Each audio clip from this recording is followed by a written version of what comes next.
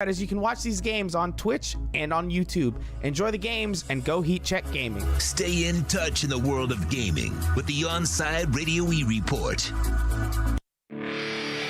It's time to rack it up. Oh my God! Here's Ira Winderman and Ethan Skolnick with the Pallet Rack City Inside the Paint program. Inside the Paint is brought to you by Pallet Rack City. 305-424-8547. Pallet Rack City is the company you need when you want your warehouse sporting the finest racks in the business. After all, who doesn't love a great rack? Yeah, hell yes!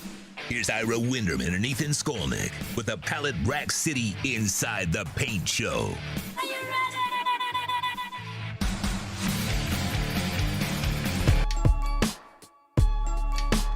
Welcome into Inside the Paint here on a Monday on Onside Radio. We're here every Monday from 10 to 11 a.m. Myself, Ethan Skolnick. You can follow me at Ethan J. Skolnick and at 5 Reasons Sports. You can follow Ira Winderman at the Sun Sentinel and at Ira Heatbeat. We'll be in here until 11 o'clock. Sponsored, as always, by Pallet Rack City in Hialeah. We'll tell you more about them as we go forward on the show. But this is a happy Monday, Ira. We've come in here on some Mondays that have not been happy Mondays. Correct. Because it's been that kind of season for this team. Last night, or yesterday afternoon, 79 points in the first half. The inevitable collapse in the third quarter. You saw it coming, but the difference in this one was that Jimmy Butler settled it. They figured out a way to pull it out. They win 130 to 124. And now for the rematch on Tuesday, a lot at stake. We're going to get into what's at stake, but let's start by looking at yesterday. That yesterday, first half, Jimmy Butler just one shot.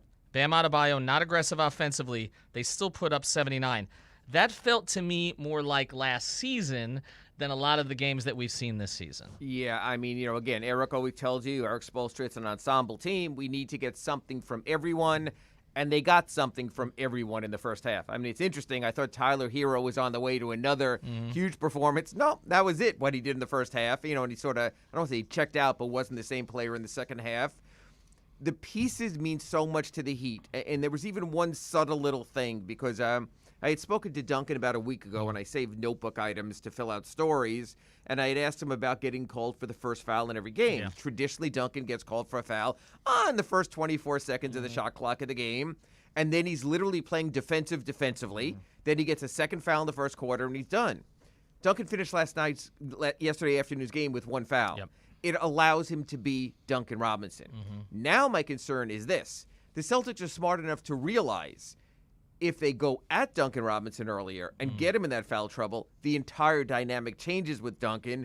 And as much as other Heat players, Ariza and Hero and Goran, were hitting threes yesterday, it mostly comes down to whether Duncan is making threes or not to sort of space the offense. So that to me was the biggest factor in the first half. Duncan kept himself on the floor.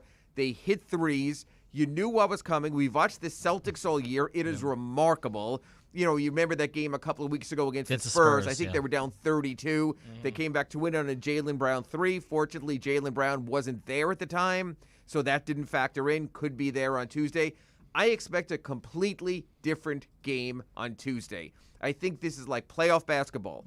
Both teams go to school on the tape. Both teams change what they have. And I will say this, Ethan, and I said this on NBC6 Sports Final last night with Ruthie Polinsky. I thought what happened in the second half was good for the Heat. It kept them grounded. If they would have waltzed through there with a 20, 25, 30-point victory, as you know, this team gets so full of itself that they would have crashed and burned. Instead, Eric Spoelstra can come in angry.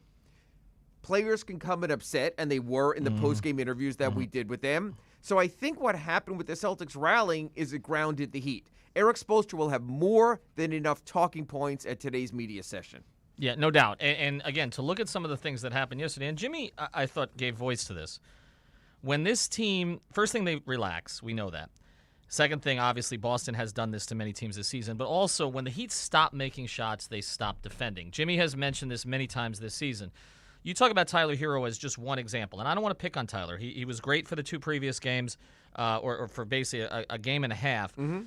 He was unplayable defensively at times yesterday. And so I thought that's why, if you look at it, Spoelstra kept him out longer in the second half. The other point that you made about Duncan Robinson, here's the other thing. Not only does it allow Duncan to be Duncan, it allows Spoelstra to roll his guards the way he wants to roll them. When Duncan picks up that second foul early in the game, Correct. it gets everything out of Tyler whack. plays too much. Too Goran much. Forced into big minutes. Yes. He can make choices based on which of the four guys is giving him the most at that time, and he was able to do that yesterday. So I thought that was absolutely critical. Like I thought that was really important that Duncan did that. But before we go ahead too much, because we are going to talk about Tuesday and obviously the schedule, but I think we saw again yesterday, and tell me if you agree with this. The Heat are not a great team this year. I think you and I have established that. Correct. They don't have the same magic. Right. If you're not top 3 in your conference, you're not a great team. They don't have the same magic as last year. Ariza and Dedmon have given them tremendous minutes. They did again yesterday. We'll get to them. But they're not. There's something missing from last year. Again, maybe it's the lack of rest. Maybe it's getting ahead. Getting big heads. Whatever it is. But I will say this: none of the top 3 teams in the Eastern Conference want to deal with Jimmy Butler in a playoff series. I feel like as much as we can talk about Durant and whether Harden comes back and Kyrie and Embiid and Simmons and Giannis and Holiday and Middleton, nobody wants to deal with Jimmy Butler in a playoff series because that Jimmy yesterday, I mean, that was a one-shot masterpiece in the first half. He Correct. was everywhere defensively. 7 assists offensively. Tremendous. And then the thing that's different between him and Bam came out of that game. Again, he was talking about, his mother was upset at him that he missed a free throw because otherwise he had a perfect night. For Bam, 5 of 5 from the field, whatever it was, 9 of 10 from the line, 10 of 11, 11 of 12 is a great game for him. He doesn't have the switch that Jimmy has to recognize, okay, this thing is getting away. I need to take over. And you saw Jimmy do that in the second half. Not just the 3, but settling them. I don't think any of the 3 teams in the East want to deal with Jimmy Butler in a playoff series. It's going to be interesting for this reason, Ethan. And we'll get to the schedule when we do our weekly schedule. I don't want to go through all 82 for next season. Weekly schedule recap. So you're going to have also a game late in the season when Milwaukee can decide whether the Heat get into 6 or maybe get pushed to the play-in. The Bucks want nothing to do with having to go through a full week leading to playoffs. Again, the season ends on Sunday. The playoffs don't begin until the following Saturday if you're not in the play-in. Milwaukee doesn't want to listen for a week about what the Heat did to them last year. Can they avoid that and get in their heads? That's absolutely the case. Same thing with Philadelphia. Didn't face the Heat last season, but there's all kinds of questions there about what Jimmy wants to do against Ben Simmons and show up the Sixers. To your Bam point, and I think it's more, I think you tend to swing with Bam emotionally needs to get more involved and aggressive. I'm going to go with the strategic and fundamental standpoint. Unless you have a go-to move, Ethan, what do you go to? In other words, Jimmy saw the mismatches and posted up, played as a post-up guard, shades of Tim Hardaway. He also has that baseline turnaround. Yes. He knows he's a mid-range player. That's a yes, Wade he made shot. the 3, Right. but that's his bread and butter, Allen Houston-esque. My question with Bam is this. For people like you, pundits like you, who question that Bam at the moments of truth doesn't come through, how? What is Bam's move? In other words, if you're saying, okay, the score was just 24, now it's 12, now it's 8, now it's 6, get the ball to Bam and let him do X. ISO. What? ISO. Because here's what I saw yesterday. Marcus Smart is an elite defender in the NBA. Everyone agrees with that. He will be first or second team all defense again, right? Bam put him on his hip. Double came.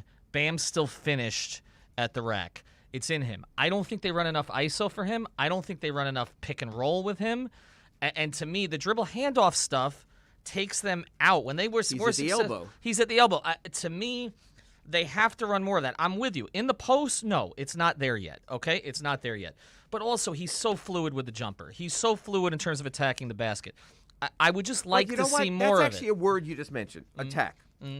Bam needs to go quickly. When Bam puts the ball on the floor, when Bam takes the ball low, that's where those turnovers come from. Absolutely. That's where his 5 turnover games come from. So he has to know what his move is going to be ahead of time. He has to plot it ahead of time, and he has to go. When Bam tries to maneuver, he's not Hakeem. He's not the kind of guy that's going to shake and bake or anything. Get, boom, go is what he has to do. But he's not thinking about it before he gets the ball. To me, that's the issue. If he's Correct. thinking, the next time I get the ball, I'm going, okay? I'm going to have – he sees Marcus Smart coming over, some smaller defender or defender who's not as quick, okay? If he's thinking it before he gets the ball, he will go.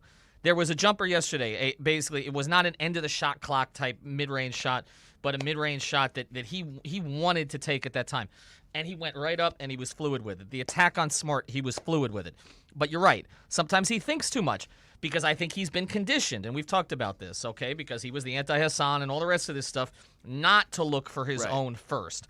And what I'm just saying is his efficiency would be better if he attacked more. His efficiency at higher numbers. I would still prefer Bam go 8 of 14 than 5 of 5. Okay, that's where I'm at with him. Because what happens to this team sometimes, we saw it yesterday, why do the big leads always fall apart with him? Part of it is when they start shooting those threes and they're going down in the first half of the game, they don't get to anything else.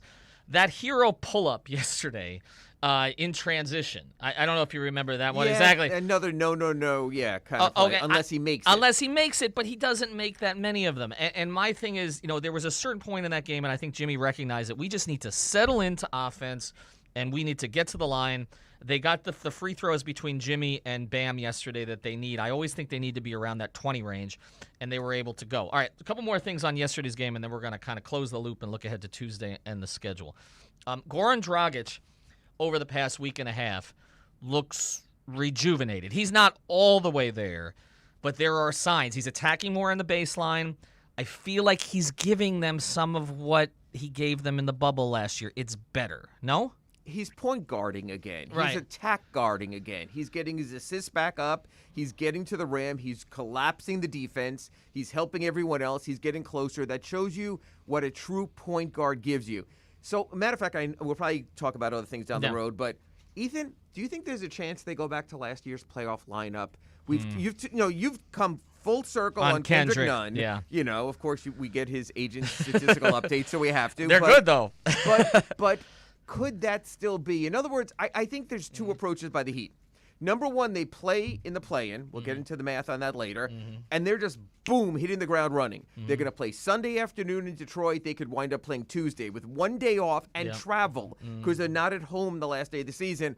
I don't think Eric Spoelstra can go mad scientist. Wind up with the number 6 or 5, maybe 4 seed. I don't see that happening. All of a sudden, they get done playing on Sunday. They don't start again to the following Saturday or a full week off. Then all of a sudden, Eric Spoelstra's in the lab. And his analytics people are running all kinds of formulae, and they're going through everything else to see what happens. And then I could see a lineup switch, and I could see something different. Because just like you said, the Heat have been a mediocre team this season, mediocre playoff level team this season. So you have that going on. You know what? They were a mediocre playoff level team going into the bubble last season also. But Eric had 4 months to reformulate before he got to the playoffs. He found something different. So I really think that's why avoiding the play-in can let him change everything. Put it this way, Ethan. The Heat, let's say they get a top 6 seed. They get a week off. They close against Detroit. They open the following Saturday. Would you be, I'll use this word, shocked to see Goran Dragic in the starting lineup? I wouldn't be shocked, but I would be surprised. Surprised. That's what I'm saying. I would be surprised, and here's why. Part of it is matchup-based. I think against Milwaukee, the way that they're formulated now, I think he actually stays with the current starting lineup. Okay, we can get into matchups here later in the show. But I think he stays with the current starting lineup. I also don't think you want to lose Kendrick Nunn this time. I think it is important. And look, Kendrick wasn't great the past 2 games, but the difference between Kendrick now and Kendrick before is his okay games are okay. Are enough. Like he's not bottoming out like he bottomed out before. like the 5th man, like a 5th starter. Which is fine, okay? And at times, for little bursts, he gives you more than that. I think going to Goran now until it's totally necessary, I think does show a little bit of panic. To me, I'd stay with the starting lineup. A lot of it, to me, comes down to Goran and Hero together. It's how that looks. And I will say... it's been working. It's been working on one end.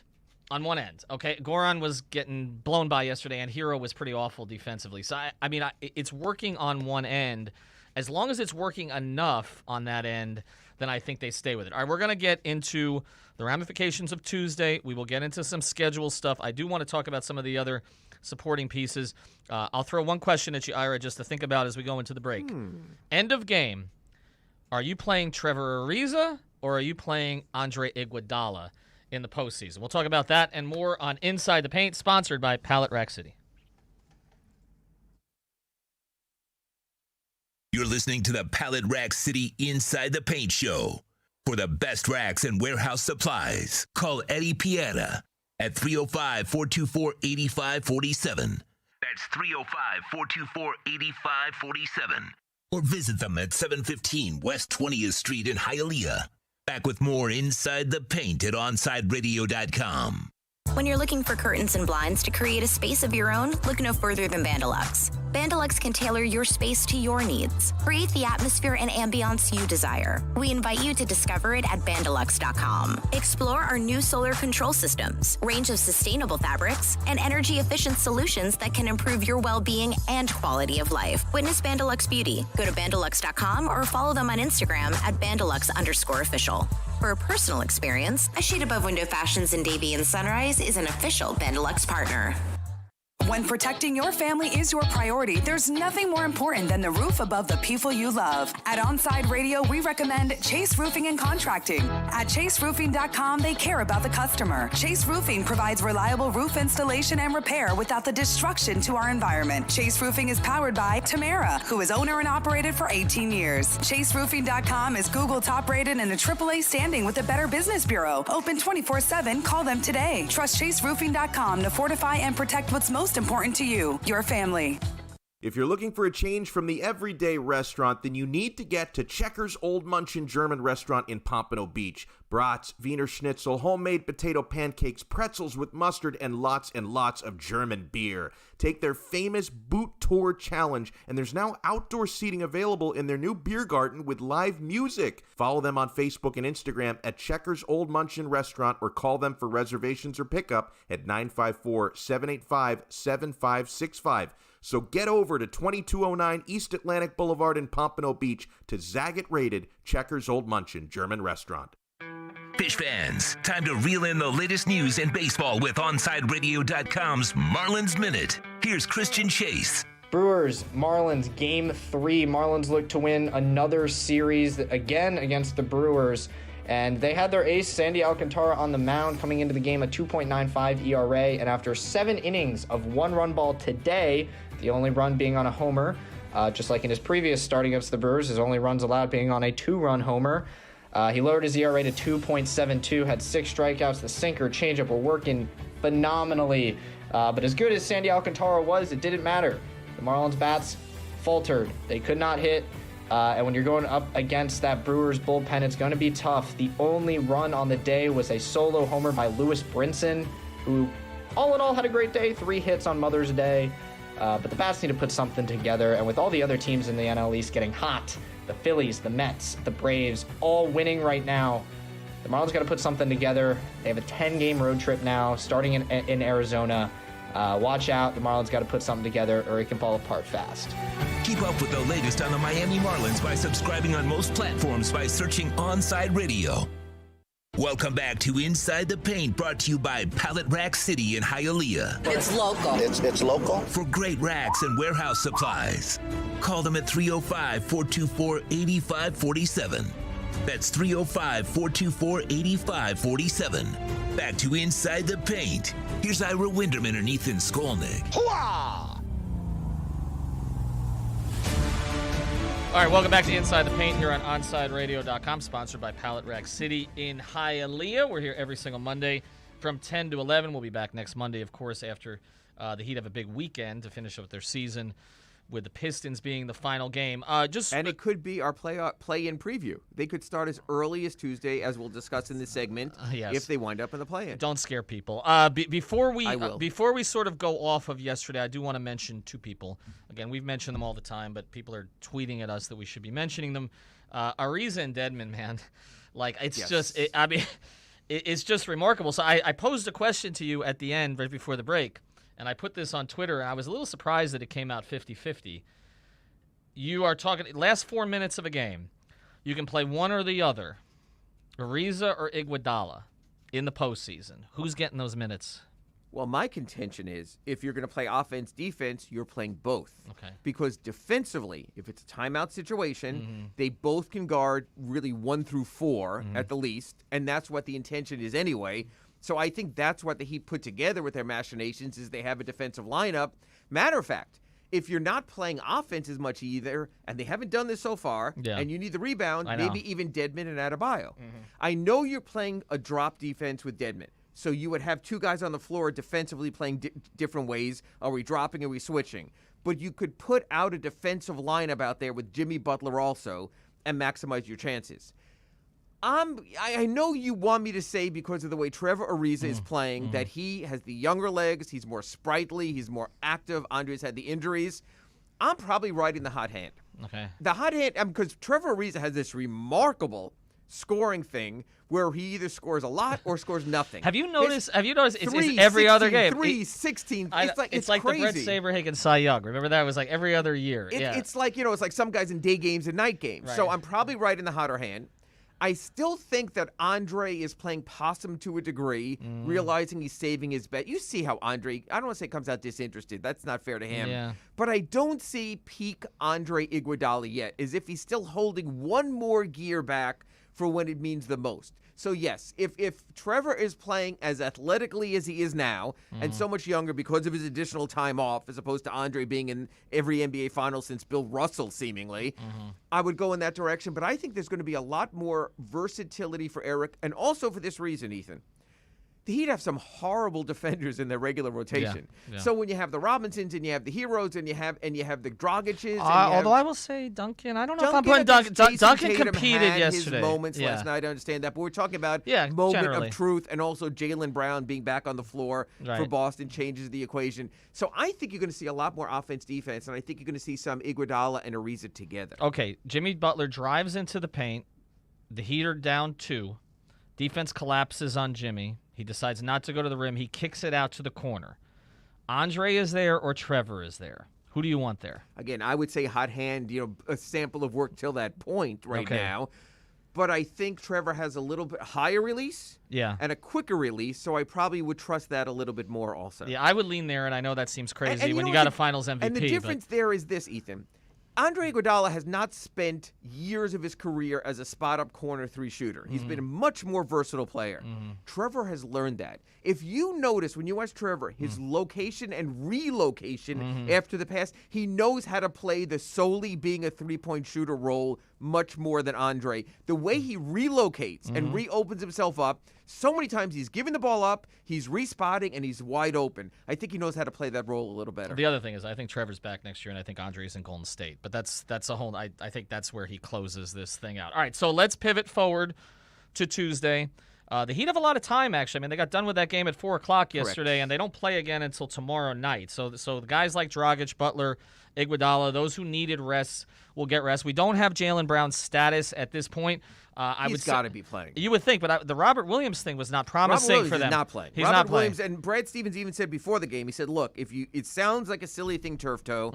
I've had it. It's unbelievable, limiting, and painful. So I think Robert Williams is out, but I think if there's any way Jaylen Brown can be in there, I think he's going to be in there. And all of a sudden, Boston will be adding an all-star to the mix. The Heat will be adding no one to the mix. Right, and then Evan Fournier, of course. It seems like anybody who's played for Orlando for the past 7 years, no matter where it is that they end up, they find a way to kill Miami. But even Kemba Walker, that was almost Charlotte Hornets Kemba Walker against the Heat in that playoff series with purple shirt guys. So, and this is something, Ethan, I think is interesting also.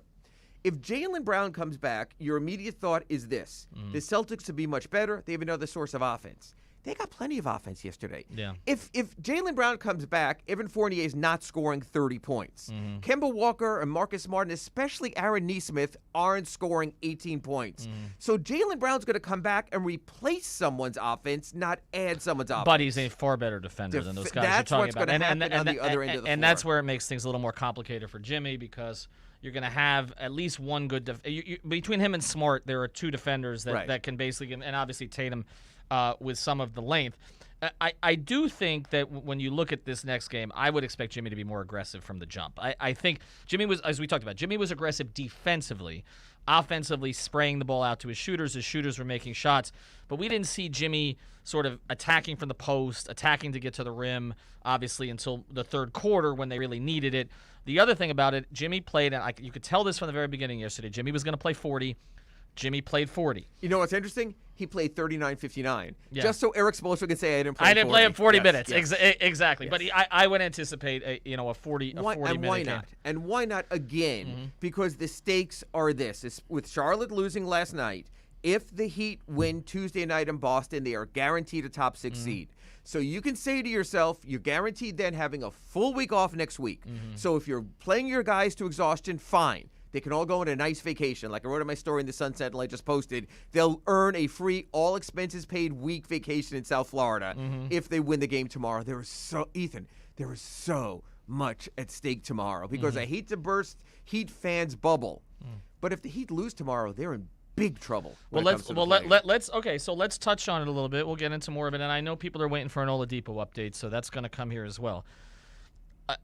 The problem for the Heat is that the schedules of the other teams. Yes. Okay. So let's go through it a little bit. Boston's schedule. There's one difficult game of the final 3. Maybe, depending on what happens if it's not settled. So here's the deal, people. Right now, tomorrow, they're playing for the tiebreaker. The winner of Heat Celtics gets the season series 2-1. Right now, the Heat are 2 games up on Boston, and so all these metrics are showing Heat 81% chance of avoiding the play-in. But to be Mr. Doomsday over here, if the Heat lose to Boston, they're only 1 game ahead and have lost the tiebreaker. What it means is this. If Boston wins their final 3 games, let's go over that schedule. Boston winds up playing at Cleveland, at Minnesota, and at New York in a game that might be meaningless for New York. We don't know. I think right now, with all your doubts again about Boston, you'd agree they should beat Cleveland. They should. Yes. We don't know if they will, but they should. Wow. They should beat Minnesota. And Minnesota, especially Karl Anthony Towns, would love nothing more than an FU to Jimmy Butler by letting Boston win. Right. And the Knicks game, maybe a toss-up, at worst or something like that. Okay, so let's say Boston wins out after winning tomorrow, just for argument's sake. That would mean the Heat would have to win out, or else Boston would gain 1 game. Boston gains 1 game, they would have the tiebreaker. They would finish ahead of the Heat in the standings. The Heat close out with Philadelphia on Thursday. Huge game for Philly in that battle for the top seed in the East. Philly will be playing for real. Again, they are guaranteed a week off after. Then you get to Milwaukee on Saturday. If there's one team Milwaukee doesn't want to see lined up against it in that number 6 line, assuming Milwaukee finishes number 3, it's the Heat. They would rather play any other team. I'm not so sure they wouldn't rather play the Sixers or the Nets either than playing the Heat. So they're going to play that for win. Then the Heat goes to Detroit, where again it's one random. I don't even see scrub Heat killer. It could be a Jeremy Grant, killed him earlier this year. They got a lot of good young players actually who could beat you on one night. So Ethan, I think you would agree if Boston wins tomorrow, it is feasible for Boston to win out. Would you agree? Oh no, absolutely. Okay. Is it feasible to in any way assume against the Sixers, the Bucks, and the Pistons the Heat are winning out? No. Okay. The Heat have to win tomorrow. Yeah. The only other path I see to the playoffs. Okay, then people might say also, hey, Ira, hold on. They're tied with the Atlanta Hawks. And even though Atlanta has the tiebreaker, Atlanta still has 4 games left. And I would have agreed with people on that until Bradley Beal went out with his injury, and this is why. The Atlanta Hawks host Washington in their next 2. If they would have gotten Beal and Westbrook, I'd say a split would be a good result for Atlanta. Beal is probably out for the rest of the regular season. Washington needed 50 Bradley Beal just to get to overtime in Indiana on Saturday. I would assume those are wins for Atlanta, and then they finish against Orlando and Houston. Teams that are fighting to get as high up in the lottery as they can. Tankathon, Houston has a lot at stake. They could lose their first-round pick if it's out of the top 4 to Oklahoma City. So I think Atlanta winning out probably is logical. Correct? The Heat praying for a big Kelly Olynyk game would be peak 2020, yeah, 2021. but you know what? Houston's probably afraid of a peak Kelly Olynyk game, so they they'll may sit him out. him. He's shown on the injury report right now. Houston's going with 8 players in some games, literally signing street free agents. The other way is to catch the Knicks. All you have to do is tie. You have a 3-0 season series win. The Knicks tomorrow play in L.A. Their latest report is that LeBron James will play Tuesday. But we already saw the Knicks beat the Clippers on Sunday. That was a surprise outcome, I think. When this Knicks trip started, we thought they might lose to Memphis. They might lose to the Clippers. They didn't. Then the Knicks play the Spurs, who are fighting for a number 10 seed. I think they'll sort of be locked in there. They're fighting a Charlotte team. They're playing a Charlotte team that might be desperate to at least host the play-in game, or at least wind up in the 7-8 and not have to go to the 9-10 and have to win twice. And they have Boston the last game of the season. That might be the Heat's best path.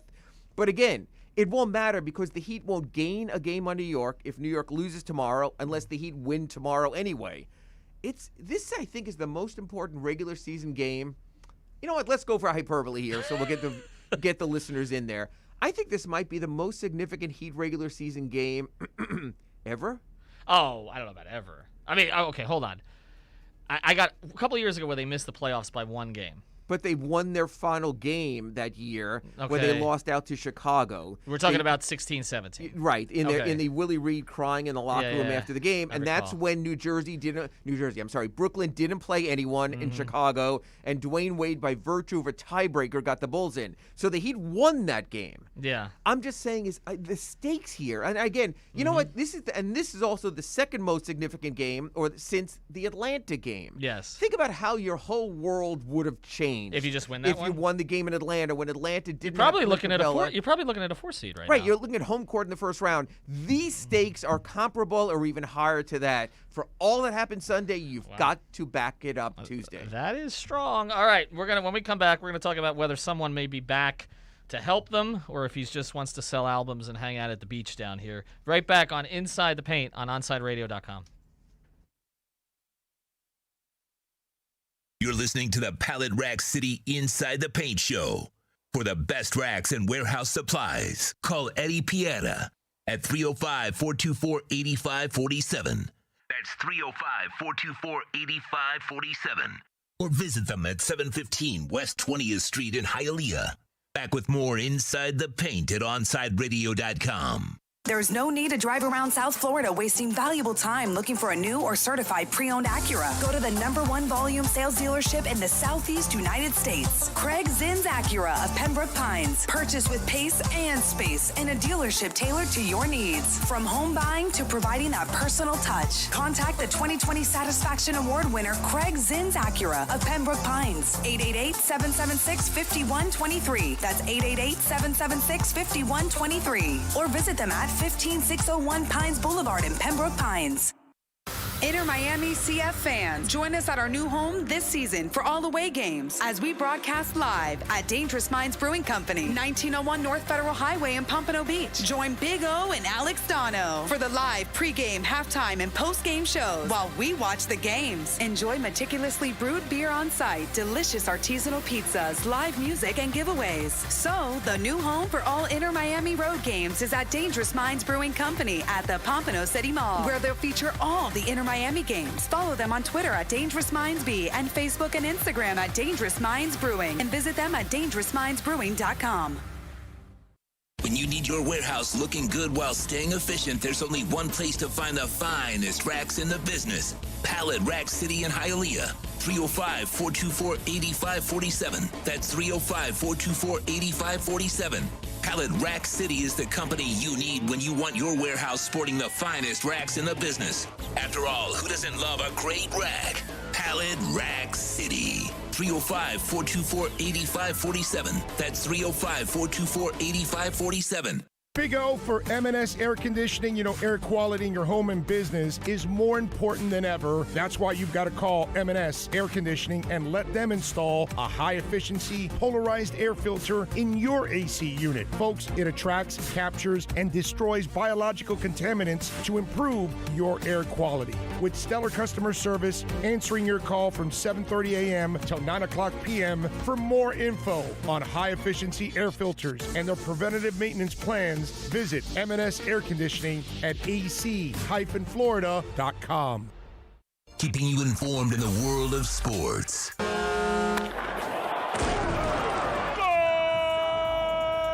With an OnSideRadio.com sports update. The Miami Heat beat the Boston Celtics 131-24 yesterday. Jimmy Butler, 26 points, 11 assists. The Heat are currently in the 6th spot in the playoffs. Next game tomorrow night in Boston. Tip-off 7:30. The Florida Panthers, they skate against the Tampa Bay Lightning again tonight at the BB&T Center. Home ice is on the line. If the Panthers can get a point in tonight's game, they'll clinch home ice for the first round. The Miami Marlins, they lose 2-3 over the weekend to the Brewers. They start a road trip with the first game tonight in Arizona. First pitch, 9:40. The Inter Miami CF and Atlanta United played to a 1-1 draw yesterday. Lewis Morgan hit the equalizing goal in the 77th minute. Inter Miami is back at it Wednesday night, taking on their roommates here at Dry Pink Stadium, CF Montreal. Big O and Alex Donald get you started with the pregame at 6:30, and Chris Whittingham, Thomas Rongan, and Fernando Fiore with the call of the game at 7:30. You're listening to South Florida's only locally owned sports talk station. This is OnSideRadio.com.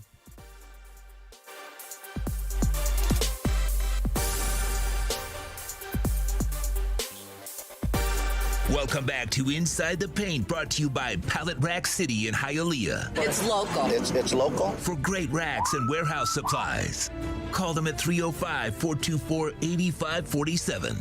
That's 305-424-8547. Back to Inside the Paint. Here's Ira Winderman and Ethan Skolnick. Hooah!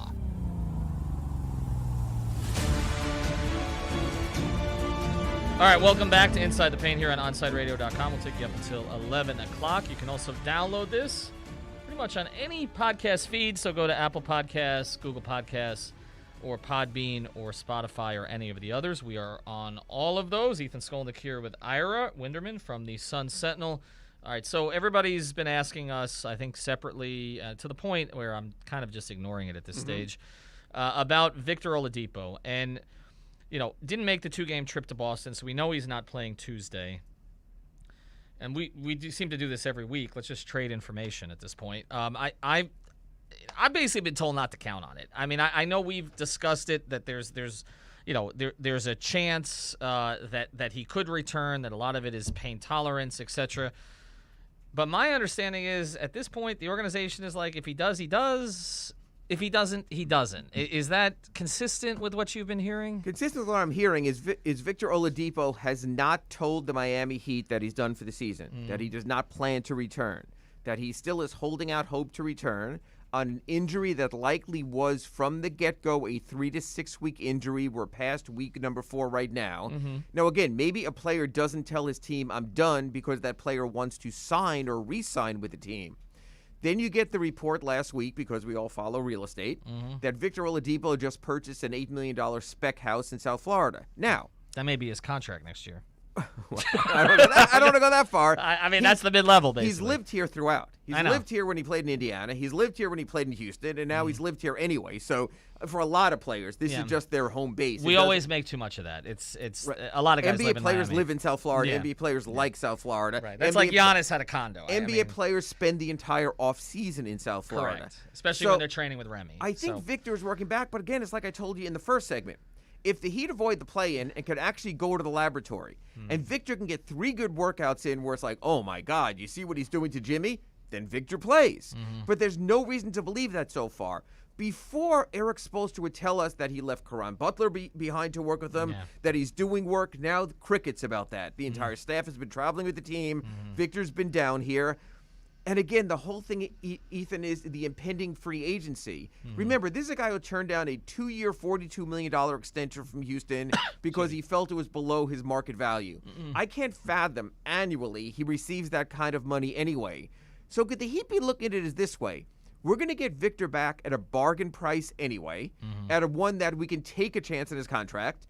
That'll allow us not to have to worry about using cap space. So we can bring back Andre if you just want to hold on to a contract. We can bring back Ariza if they want to bring him back. We spoke about that in the first 2 segments. Dedmon, they can bring back Dedmon. They can bring back Goran. Dedmon doesn't have bird rights, though. Right. So they'd have to slide him into some type of exception to give him commensurate value. Biannual, perhaps? Or biannual, or tell him, look, sign for 1 more year, then you get early bird, then we can give you up to $10 million. So it'll basically be 2 years at $12 million and make it work. So there is something to be said for that.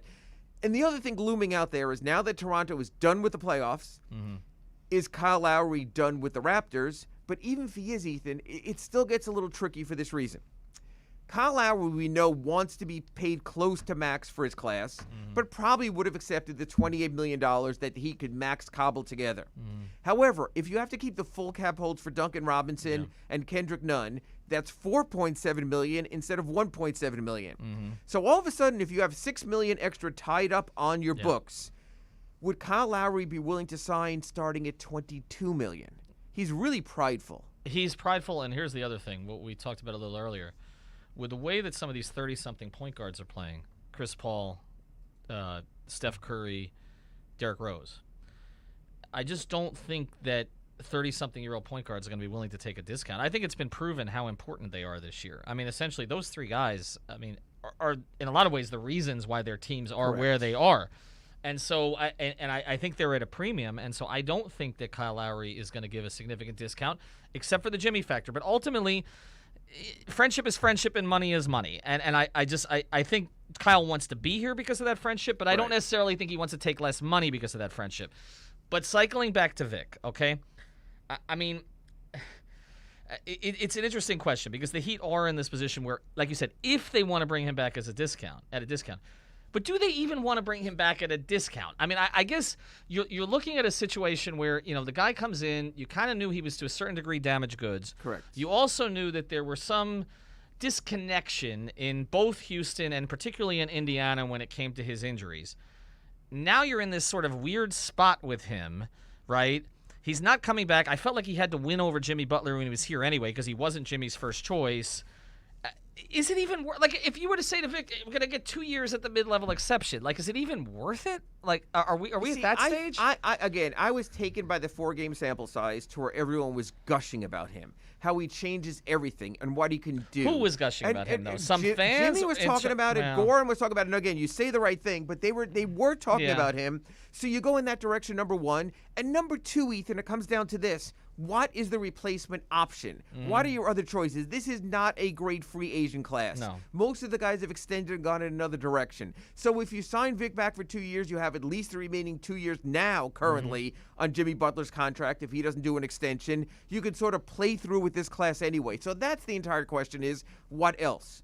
What else do you have? Do you have faith going forward? Remember, you're going to have a rookie scale extension question on Tyler Hero coming up.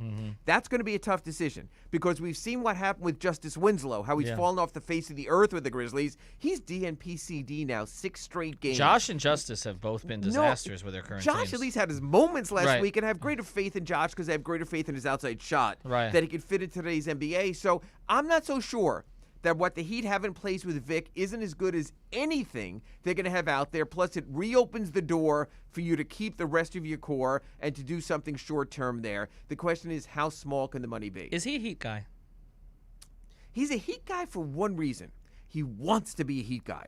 When he was in Indy, he wanted to go to Miami. When he was in Houston, he wanted to go to Miami. So at least you know he wants to be here. That number one. Number two, is he the toughest, hardest working, best conditioned, blah, blah, blah, and meet all of that? No, he isn't right now. But again, we're not around him day to day.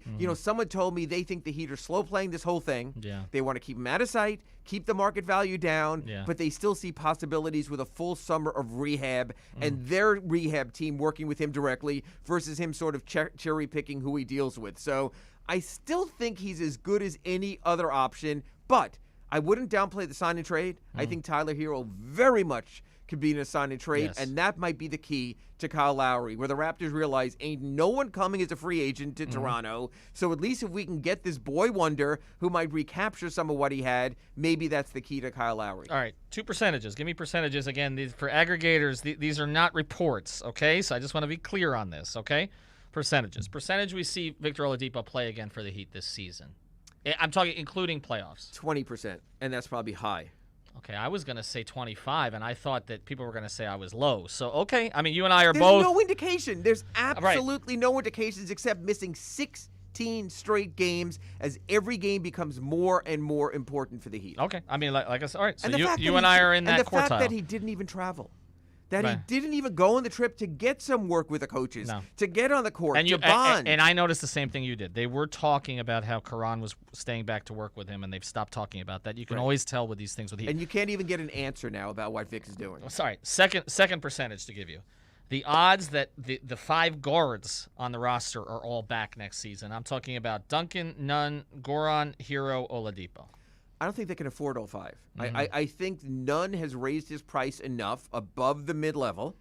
I don't know about you. Saw Woj spoke about on the game the other day. Duncan, a $20 million a year player. But we've said that. I mean, I feel like we've been reporting that for a year that Duncan was an $18 to $20 million player. Yeah, I think everyone's pointing to Joe Harris and how well it's worked for the Nets. But also, no one's talking as much about Davis Bertans and a lot of the other one-trick ponies. Now, I will say that Duncan fits this team because he works in the other parts of the culture. He's better than Bertans. But here's another part for Duncan to consider. Does Duncan want to be rich or does Duncan want to have a career? Because the Heat have designed a system where Duncan fits. I'm not sure that any other team would play to Duncan's abilities the way the Heat do. So does he want to be in a good marriage? Or does he want to marry rich? If he wants to marry rich, yes, there's some slug team out there that he probably can get $20 million a year. But if he wants to enjoy his life, and I think he's come from enough wealth that he's not going to be hurting either way to take care of his family, I think the Heat can get him at a discount, and I think Duncan, if he wants to live a happy life, would be smart, even if it's in the $15, $16 million So I was going range. to say a discount is basically 3 for $45. Yes, something like that, where he knows if he re-signs with the Heat, he probably has a starting role. If he goes to another team, they might go, well, we also just drafted I feel this like kid. Kendrick is the opposite. I feel like Kendrick may be better off spreading his wings somewhere else because we've seen that this team's faith in Kendrick wavers. Whereas with Duncan, the faith is consistent. The faith is we need him. Can be a very statistically successful player on a bad team. Yes. Because he gets all he wants. Even yesterday afternoon, there were some game shots late in the game. No, you're just Kendrick Nunn. That's a Jimmy shot. Don't shoot that. Right. But you know what? If you're living in the lottery and you're playing in Minnesota, you can jack those up and ain't no one going to say anything about you. I mean, if you add him to a team like, say, Detroit, which has got a lot of young players but needs a scorer. Yes. I mean, literally, they give Kendrick $12 million a year. He's probably going to average 18 points a game, and they'll be happy with it, right? But the thing about Kendrick, get another lottery pick. But the thing about Kendrick that makes me think he's a little more than that is the efficiency. He has done, unlike a Dion Waiters, he has done it with efficiency at high volume, and that's not something we saw consistently from Dion. And I'd say this: I'm not a Heat cultist, but I believe his best future basketball-wise is with the Heat. But you know what? Money is pretty nice also. No, money is pretty nice, particularly when a team has shown kind of, like I said, wavering belief. At times it's been very strong. And you might wind up not At times playing, it hasn't even with been. the money. Exactly. All right, final segment here. We will get into the week ahead, how the Heat should approach it. I do want to talk a little Kelly Olynyk, though, because I think it's kind of a funny conversation here. We'll be back on Inside the Paint, sponsored by Pallet Rack City. You're listening to the Pallet Rack City Inside the Paint Show. For the best racks and warehouse supplies, call Eddie Pieta at 305-424-8547. That's 305-424-8547. Or visit them at 715 West 20th Street in Hialeah. Back with more Inside the Paint at OnSideRadio.com. When you need your warehouse looking good while staying efficient, there's only one place to find the finest racks in the business. Pallet Rack City in Hialeah. 305-424-8547. That's 305-424-8547. Pallet Rack City is the company you need when you want your warehouse sporting the finest racks in the business. After all, who doesn't love a great rack? Pallet Rack City. 305-424-8547. That's 305-424-8547.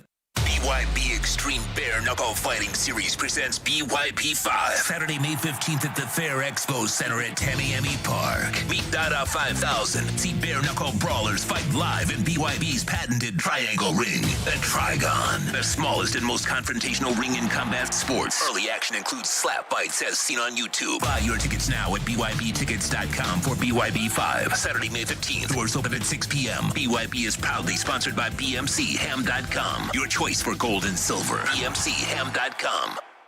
Hey, it's Big O for EJD Construction, your custom home builder, additions and home remodeling. Our lives have changed. We're making our homes more of an oasis. Call the right place. Call the right people. Eric at EJD Construction for over 16 years. A-rated member of Angie's List in the Better Business Bureau. 305-433-4843. That's 305-433-4843 for EJDConstruction.com. When you're looking to add that extra style and protection for your home or business, visit A Shade Above Window Fashions in Davie or Sunrise, where plantation shutters are a major part of our business, and they look great in any home. We have them in white, stained colors, and wood tones. We can even motorize your shutters like the one in the OnSideRadio.com studio. A Shade Above Window Fashions, 954-434-4774. That's 954-434-4774. Love the space you live in. A Shade Above Window Fashions. At OnSideRadio.com, we chirp all day and night. It's time to do some more chirping with David Dwork at our Chirping the Cats report. Ding, ding. It may not have been Canelo Alvarez and Billy Joe Saunders, but the Panthers and Lightning sure went toe-to-toe on Saturday night at the BB&T Center, and tonight is the rematch. Florida and Tampa enter tonight's regular season finale with home ice advantage in the first round of the playoffs on the line. If the Panthers get a point of any kind, they'll host the Lightning for Game 1 of the Stanley Cup quarterfinals, as well as in a Game 7 if the series gets that far. For Tampa to clinch home ice, they must win tonight in regulation. Any other outcome gives the edge to the Cats. It'll be interesting to see how the game plays out after the slugfest in Sunrise over the weekend. There were 31 penalties and 154 penalty minutes handed out on Saturday, with Florida getting the last laugh on the scoreboard. Fueled by Alex Wenberg's second hat-trick of the season and a strong game and goal from Sergei Bobrovsky, the Panthers beat the Bolts 5-1 while engaging in a flurry of fisticuffs and other extracurricular activities. When the dust settled, the NHL fined Panthers defensemen Mackenzie Weegar and Brandon Montour $5,000 apiece for their roles in the affair, while Tampa forward Pat Maroon was suspended for tonight's game. It should be a doozy, and the puck drops on Game 56 of this pandemic-shortened season at 7 o'clock. Keep up with the latest on the Florida Panthers by subscribing on most platforms by searching Onside Radio, your home for South Florida sports. Welcome back to Inside the Paint, brought to you by Pallet Rack City in Hialeah. It's local. It's local. For great racks and warehouse supplies, call them at 305-424-8547. That's 305-424-8547. Back to Inside the Paint. Here's Ira Winderman and Ethan Skolnick. Hooah! All right, we're back on Inside the Paint here on Onside Radio, taking up until 11 o'clock. Ethan Skolnick, Ira Winderman from the Sun Sentinel. Before we get sort of close the loop on this week and what's ahead, which obviously is a extremely critical week for the Heat, I want to ask just one thing about Kelly Olynyk, because we talked a lot about Oladipo. Let's say that the Heat signed Dedmon without making that trade. Let's say that they don't trade Olynyk for Oladipo. We got to kind of cycle back the layers here to see what happens. Are they both playing in a Heat playoff rotation? Kelly didn't last year, if you remember. Right. Kelly was not used that much, and the fact that Bielitsa is not playing either, who was the Kelly. Right. I'm not sure he does, because even when Kelly was here, it was the offensive rebounds. It was the big plays at the end of the games. It was what they weren't getting. And I think if they would have seen enough of Dwayne, but the difference is they were starting Kelly. So we're recycling the whole world. So then would Kelly still have been the starting four, and would Trevor Ariza have been coming off the bench, which he was the game before Kelly was traded. So like Jerry, you're changing the whole world here. Yeah, my mind's blown. So I still think that he knew they needed to move away and get back to the Jay Crowder kind of role. So real quick before we go by that, this year's Trevor Ariza versus last year's Jay Crowder, which depends on the matchup. I think against the Bucks, and maybe we should close here because we've talked about the schedule enough. I think that people are looking at the Bucks matchup the wrong way because of the way it played out last year. This is not Different the same Bucks team as last year. No, they added an all-star. They added an all-star. They're not as deep as they were last year in certain areas, but also a lot of those older guys didn't play particularly well in the bubble for Milwaukee, and they've cleaned out some of the older guys, and like you said, they've replaced them with a two-way star in Drew Holiday, who covers up for a lot of the problems that they had last year. I also think that when we talk about Crowder and Ariza, that Ariza is better for some matchups. I think against the Nets, he's a far better matchup. Matchup length, Durant, etc. He's got experience covering him. But against the Bucks specifically, the physicality of their players, particularly starting with Giannis, I would prefer to have Crowder. And so I think that's where this gums up the works. And so I think Heat fans were like, oh, we like the Bucks matchup. The Bucks are afraid of us, and I understand what you're saying. They don't want to see the Heat on. They'd rather see an Atlanta. They'd rather see a Knicks. They'd rather see a team like that on the other side than the Heat. Glad to be their team, because they don't want to deal with Jimmy, okay, and they don't want to deal with Bam, and they don't want to deal with the memories of what happened last season. And they don't want to hear it from their fan base for an entire week. Okay, is this going to be like last year? Remember, the only game that they won, I mean, Middleton, they had to take him to overtime, okay, and Middleton, went nuts in the overtime. But I don't think this is the favorable matchup for the Heat that Heat fans think it is. I just don't. Drew Holiday changes the equation for them quite a bit. I know how much the Heat respect him, how much Jimmy respects him. I don't think they win that series. I really don't. Well, because all of a sudden you have Drew Holiday on Jimmy Butler. Right. And he's a defensive beast. So then let me ask this. You can't pick and choose. I don't see a way. I still think it's awfully hard for the Heat to get to 4-5. But if the Heat get to 4-5, it would be against Atlanta, the way the math works out. That would be your preferable first-round matchup, even on the road. Yes. That would be your choice. We're now doing the fantasy draft of opponents. Okay. So the Heat's first choice is against Atlanta. That leaves us with 3 teams. 2 would mean you'd have to go into the play-in, but let's just play this game out as if you're choosing opponents. Milwaukee, Brooklyn, Philadelphia. Of those 3, who's your next choice in the Heat preference draft? Philly. Because? because I don't trust them mentally in a playoff series. And I think that also you are going to get the finest form of Jimmy Butler that you have ever freaking seen. I would take Philly. I don't like Brooklyn because of just sheer talent. I don't think they can score with them. And Milwaukee, I just think people are sleeping on the Bucks because the record's not as good as last year. Right. But they're a better playoff team. We've seen that with previous Heat teams. Who's their coach? Is he going to play Giannis and those guys 40 minutes a game, or is he going to play him 33? To me, that's the difference. You're right. Bud can be outcoached. And what Bud has done in the playoffs. You know, Bud is in the situation that Nate McMillan was in last year with the Heat. If Nate McMillan didn't have playoff success, he was gone. He didn't have playoff success, he was gone. Great regular season coach.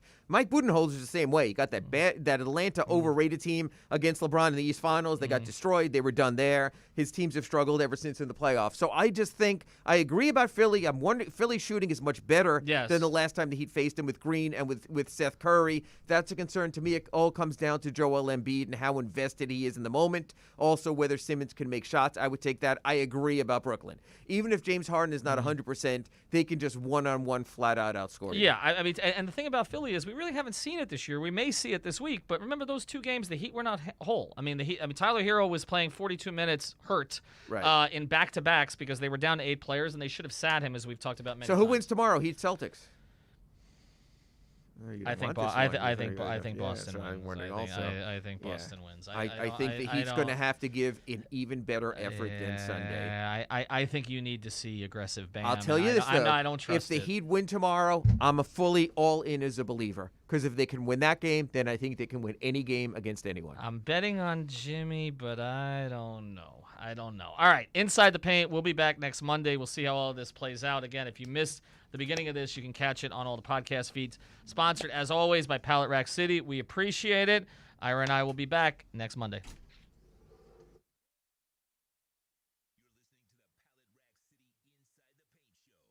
For the best racks and warehouse supplies, call Eddie Pieta at 305-424-8547. That's 305-424-8547. Or visit them at 715 West 20th Street in Hialeah. Back with more Inside the Paint at OnSideRadio.com.